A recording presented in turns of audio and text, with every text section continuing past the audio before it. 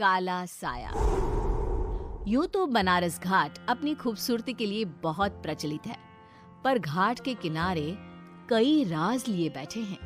ये कहानी शुरू होती है बनारस के घाट के पास बने ममता निवास से, जहां प्रिया लाल जोड़े में ममता के घर उसकी बहू बनकर आती है। आओ आओ बहू, घर को अपने पैरों से पवित्र करो। ममता घर की दहलीज पार कर ही रही होती है कि अचानक एक बहुत गंदी सी बास पूरे घर में फैल जाती है।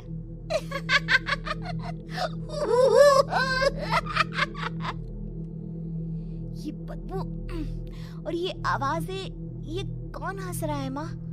अब ये पड़ोसी ना हमारे थोड़े अलग से है। कहाँ हम शाकाहारी और ये मांस मच्छी खाने वाले। छोड़, तू ध्यान मत दे और गृह प्रवेश कर। और हाँ बहू, अपनी सास की एक बात हमेशा याद रखना, इन पड़ोसियों से तो कभी बात नहीं करेगी। अच्छे लोग नहीं है ये। अपनी सास की ये बात मानेगी ना बेटा? हाँ माँ, जो आपकी मर्जी, मैं उनसे बात नहीं करूंगी। अगले दिन प्रिया अपनी पहली रसोई बनाने रसोई घर में जाती है। ये छोकी बात तो नाक में जा रही है। एक काम करती हूँ, खिड़की खोल देती हूँ। प्रिया खिड़की खोलने जाती है। इतने जाले, लगता है इस खिड़की को कभी खोला ही नहीं गया। पर ऐसा क्यों? ओह, नॉन वेज की स्मेल आती होगी ना। 2 मिनट के लिए खोल लेती हूँ, फिर बंद कर दूंगी। प्रिया खिड़की खोलती है। खिड़की खोलते ही उसकी नजर सामने वाले घर की खिड़की पर पड़ती है, जहाँ एक लड़की खड़ी होती है, हाथों में मेहंदी, लाल रंग की साड़ी, बिल्कुल सजी धजी, मानो प्रिया की तरह ही वो भी नई नवेली बहू हो। वो प्रिया को देखकर मुस्कुराती है। हे भगवान, माँ ने तो इनसे बात करने को मना किया था।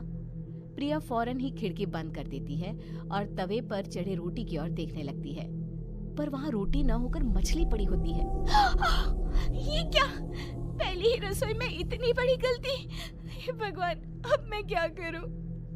प्रिया बहुत डर जाती है और फौरन रसोई की सफाई करने और फिर सभी के लिए खाना बनाने लग जाती है। जब वो सबको खाना परोसती है, सब तो ठीक है, मैं बेकार में चिंता कर रही थी। हे भगवान, ऐसे ही बस अपनी कृपा बनाए रखना। रात के वक्त जब सब सो रहे होते हैं, तब प्रिया को पायल की आवाज सुनाई देती है, जिससे उसकी आंख खुल जाती है। ये पायल की आवाज कहाँ से आ रही है? प्रिया उठकर उस आवाज के पीछे छत की सीढ़ियों तक जाती है। तभी उसे बच्चे के रोने की आवाज आती है। प्रिया छत पर जाती है तो क्या देखती है? वही लाल साड़ी वाली लड़की अपनी गोद में एक नवजात बच्चे को घुमा घुमा कर सुला रही है। तभी प्रिया की नजर उसके पेट पर पड़ती है। ओह गॉड, ये तो प्रेग्नेंट भी है। सुनिए, बच्चा सो नहीं रहा है क्या? मैं कुछ मदद करूं? नहीं नहीं, आपके घर वालों को अच्छा नहीं लगेगा, मैं संभाल लूंगी। स्नेहा की गोद से बच्चा हाथ मारकर प्रिया की गोद में आने को छटपटाने लगता है। दोनों घर अगल बगल में बने होने के कारण प्रिया उस बच्चे को गोद में ले लेती है। प्रिया के पास आते ही वो सो जाता है। बच्चे का वो स्पर्श रात भर प्रिया भूल नहीं पाती और अगली सुबह वो छत पर कपड़े सुखा रही होती है। तभी उसे एक औरत इशारा करके बुलाती है। स्नेहा कह रही थी बाबू तुम्हारी गोद में आते ही सो गया। मैं गौरी, स्नेहा की माँ हूँ। बहू, घर आना, बाबू को खिला भी लेना। शाम को जब घर पर कोई नहीं रहता, बच्चे से मिलने के लिए प्रिया छिपकर अपनी पड़ोसन के घर चली जाती है और कुछ देर बच्चे को खिलाकर वापस लौट आती है। इसके कुछ दिन बाद ही प्रिया को पता चलता है कि वो माँ बनने वाली है। ममता की खुशी का ठिकाना नहीं रहता।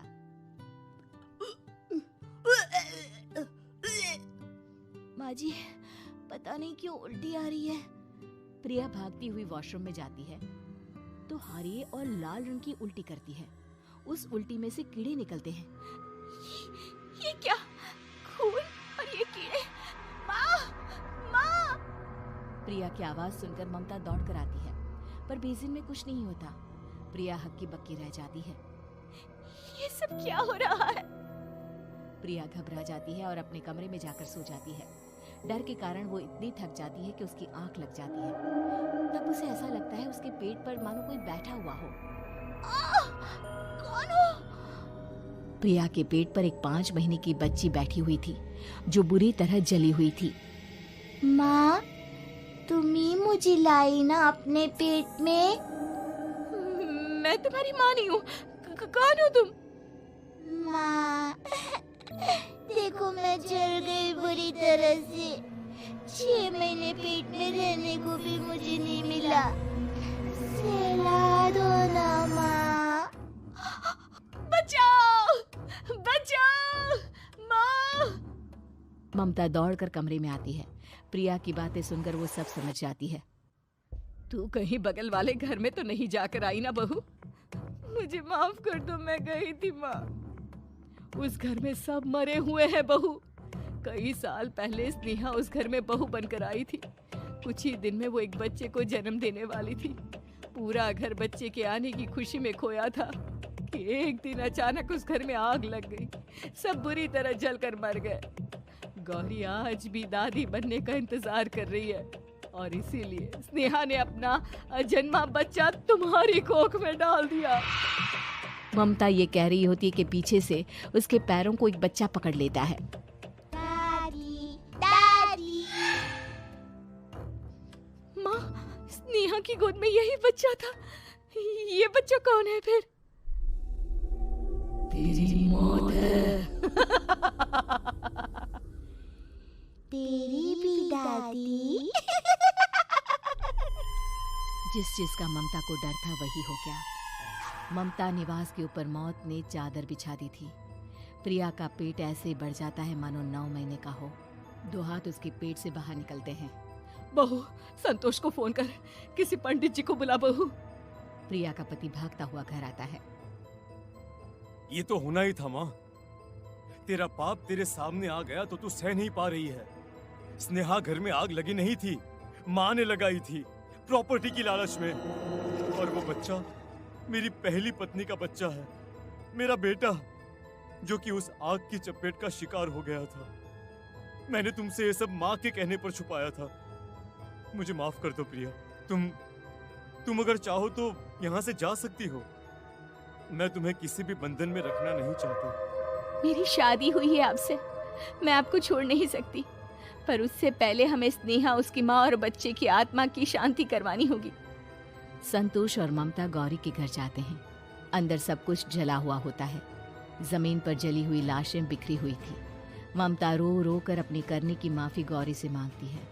प्रिया स्नेहा के घर वालों का अंतिम संस्कार करवा देती है और ममता निवास फिर से आत्माओं के साए से मुक्त हो जाता है।